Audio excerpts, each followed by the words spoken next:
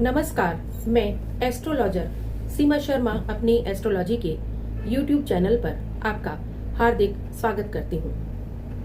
आज मैं जिस विशेष योग के बारे में आपसे बात करने जा रही हूँ, या यूं कहें कि कुंडली का एक विशेष दोष जो बहुत अधिक खतरनाक है, और वह है अंगारक दोष। इसके बारे में मैं आपको पहले भी बता चुकी हूँ कि अंगारक दोष क्या होता है और इसके क्या दुष्परिणाम होते हैं, लेकिन फिर भी आज विशेष रूप से जिस तरह के अंगारक दोष के बारे में मैं आपको बताने जा रही हूँ वह बहुत ही खास है, और यह है लग्न में बनने वाला अंगारक दोष। और विशेष रूप से जब यह किसी पुरुष की कुंडली में बन जाता है तो यह उसके परिवार के लिए कितना अधिक खतरनाक हो सकता है, हानिकारक हो सकता है, इस बारे में आप समझ सकते हैं। अंगारक दोष, जो कि मैं आपको पहले भी बता चुकी हूँ कि मंगल और राहु की युति से बनता है।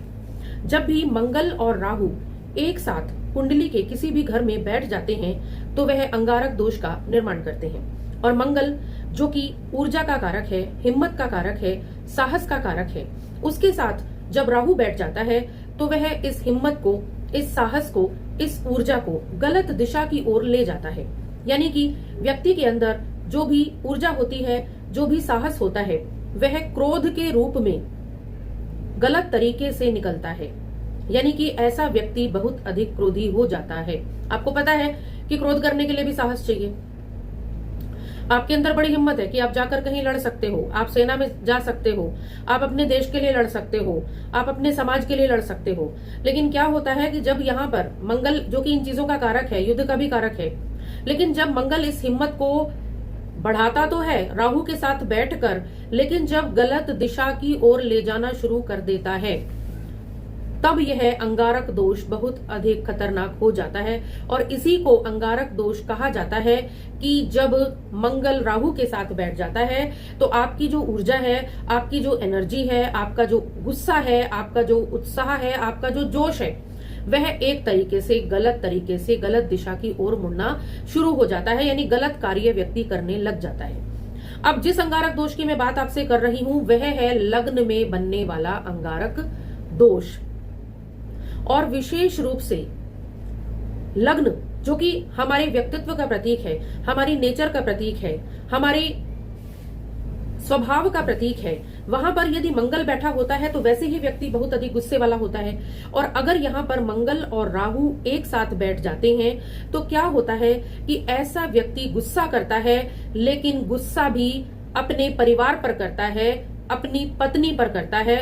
और सबसे अधिक यदि पुरुष की कुंडली में मंगल और राहु की युति, बिल्कुल सीधे सीधे शब्दों में मैं आपको बता रही हूं कि यदि किसी पुरुष की कुंडली में मंगल और राहु की युति लग्न में बनी हुई है तो यह सीधे सीधे उसकी पत्नी को प्रताड़ित करती है। क्योंकि यहाँ पर बैठकर मंगल और राहु सप्तम दृष्टि से पत्नी भाव को देखते हैं तो क्या होता है, ऐसे व्यक्ति की पत्नी जिंदगी में कभी सुखी नहीं रह पाती। तो इसीलिए मैं अक्सर सलाह देती हूँ कि यदि आप अपनी बिटिया की शादी करने जा रहे हैं तो किसी ऐसे व्यक्ति से ना करें, एक तो जिसकी कुंडली में अंगारक दोष हो, और विशेष रूप से यदि लग्न में बना हुआ है अंगारक दोष तो अवश्य ही ऐसे व्यक्ति की पत्नी हमेशा दुखी रहेगी। अब दुखी कैसे रहेगी ये भी समझ लीजिए।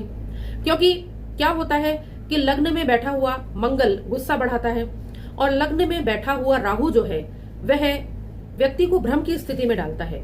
यानी व्यक्ति बहुत अधिक ख्याली पुलाव बनाने लग जाता है अपने बारे में। ख्याली पुलाव किसके बारे में? अपने बारे में। ऐसा व्यक्ति ऐसा सोचता है जिसके लग्न में राहु होता है कि मैं बहुत अधिक शक्तिशाली हूं, और विशेष रूप से बहुत अधिक मैं समझदार हूं, मैं बिल्कुल सही सोचता हूं, मैं बिल्कुल सही करता हूं, मैं कोई गलती नहीं करता हूं, मैं जो भी कहता हूं वह सब सही है, मैं जो भी करता हूं वह सब सही है। तो क्या होता है, जब यहाँ पर एक तो भ्रम की स्थिति व्यक्ति के अंदर वैसे ही है और ऊपर से यहाँ पर मंगल बैठ गया तो क्या होगा, वह जब गुस्सा करेगा तो वह भ्रम में सीधे सीधे अपनी पत्नी को प्रताड़ित करेगा, क्योंकि सप्तम भाव पत्नी का है और वहां से सीधे सीधे मंगल और राहु जो है सीधे सीधे सप्तम भाव को देखते हैं, पत्नी के घर को देखते हैं। और ऐसा व्यक्ति अपना सारा गुस्सा, अपना सारा जोश, अपना सारा जो भी उसके अंदर किसी भी तरह का जोश होता है, किसी भी तरह का गुस्सा होता है, किसी भी तरह का उबाल उसके अंदर होता है, वह सारा अपनी पत्नी पर ही निकालता है। एक तो वैसे ही ऐसा व्यक्ति बहुत अधिक अपने आप को सही समझता है, अपनी गलती को नहीं मानता, ठीक है। और ऊपर से यहाँ पर मंगल जब बैठ जाता है तो उसको ऐसा लगता है कि जो भी कार्य वह कर रहा है या जो भी कुछ वह बोल रहा है वह बिल्कुल सही है, और उसकी जो पत्नी है, सीधे सीधे सामने जो भाव उसकी पत्नी का है, क्योंकि सप्तम भाव पत्नी का है, तो वह उसकी पत्नी किसी भी प्रकार से सही नहीं है। और वह क्या करता है, अपने निर्णयों को, अपने गुस्से को अपनी पत्नी पर थोपना शुरू कर देता है, और ऐसे व्यक्ति की पत्नी हमेशा दुखी रहती है, या कई बार शादी टूटने की नौबत ऐसे व्यक्ति की आ जाती है। अक्सर ऐसे व्यक्ति की पत्नी बहुत अधिक पीड़ित रहती है, घरेलू हिंसा की शिकार होती है, उसके निर्णयों को ऐसे व्यक्ति की पत्नी को अक्सर थोपा जाता है, मानना पड़ता है, और ऐसा व्यक्ति कभी भी अपनी पत्नी की नहीं सुनता। तो ध्यान रखिएगा कि यदि आप अपनी बिटिया की शादी करने जा रहे हैं तो विशेष रूप से ऐसे व्यक्ति से ना करें जिसके लग्न में मंगल और राहु बैठे हुए हों। या तो ऐसा व्यक्ति मिलिट्री में निकल जाए, या फिर किसी ऐसे युद्ध के मैदान में चला जाए, कुछ ऐसा कार्य करने लगे कि वह अपनी एनर्जी को, अपने गुस्से को सही जगह पर निकाल सके। और यदि ऐसा नहीं कर सकता तो ऐसे व्यक्ति का सप्तम भाव अक्सर पीड़ित हो जाता है। वैसे भी सप्तम भाव में केतु बैठकर व्यक्ति के शादी को खराब करता है, और जब मंगल और राहु एक साथ लग्न में बैठ जाते हैं तो ऐसे व्यक्ति की जो पारिवारिक जिंदगी है, जो उसका वैवाहिक जीवन है, जो उसकी मैरिड लाइफ है, वह पूरे तरीके से खराब हो जाती है। और क्या होता है, ऐसे व्यक्ति की पत्नी अक्सर परेशान रहती है, और अक्सर मनमुटाव, लड़ाई झगड़े, कलह क्लेश, और अक्सर शादी टूटने की नौबत आ जाती है। इसीलिए मैं अक्सर कहती हूँ कि सप्तम भाव में केतु तो पहले ही खतरनाक है, ऊपर से यदि लग्न में राहु के साथ मंगल बैठा हुआ है, तो ऐसे व्यक्ति को से शादी करने से पहले आपको 10 बार सोचना चाहिए, और कुंडली का मिलान ठीक प्रकार से करना चाहिए। क्योंकि मैं आपको पहले ही सावधान कर रही हूँ कि आप ऐसे व्यक्ति से सावधान रहें, ऐसे व्यक्ति से अपनी बिटिया की शादी ना करें।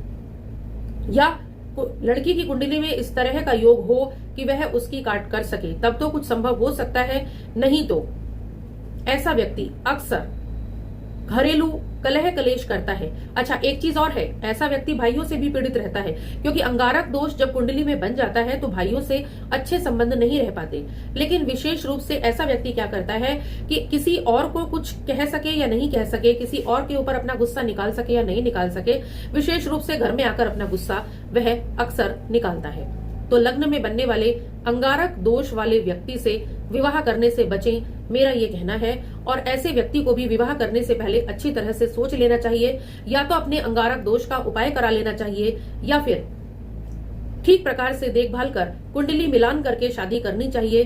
क्योंकि ऐसे व्यक्ति की जो पारिवारिक जिंदगी है, जो उसका मैरिड लाइफ है, वह कभी भी सुखी नहीं रह पाती। इसीलिए अक्सर मैं बताती रहती हूँ कि शादी करने से पहले आप इन चीजों को जरूर देखें, और इन योगों और दोषों को देखने के बाद ही आप शादी का निर्णय लें। तो आप समझ ही गए होंगे कि लग्न में होने वाला अंगारक दोष कितना अधिक खतरनाक है।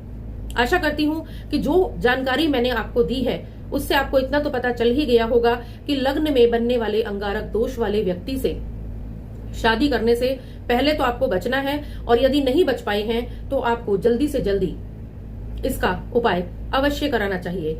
यदि आपकी बिटिया ऐसे किसी व्यक्ति के साथ शादी कर चुकी है या करने वाली है तो आपको उसका उपाय अवश्य करा लेना चाहिए। नहीं तो क्या होगा, या आपके पति की कुंडली में यदि अंगारक दोष है तो आपको अवश्य यह उपाय करा लेना चाहिए।